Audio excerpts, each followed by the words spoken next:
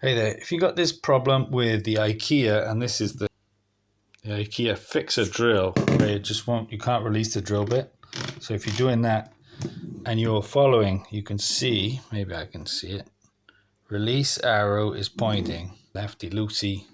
You're still doing it and nothing's happening. But the telltale sign is if these two pieces, you can see there two, are moving together, that's when you're going to have problems. So now it's okay because I've just done it, but get yourself something tight to grip it with. And I use this boa constrictor tool, which you can get on Amazon or whatever, and it just grips it. So let me see if I can do it. Okay, and I mean, look, if you can't do it, just grip. You just want to make sure that it snaps. Can you see that? You hear that snap?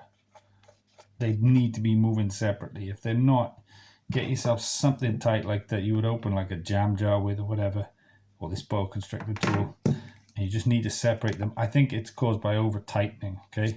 And then it will come out. Mine went in fine, but when I tightened it in place, that's when it seized up. So there you go. You just need something tight on there, and they separate, because as soon as I'd done it, I forgot what it looked like.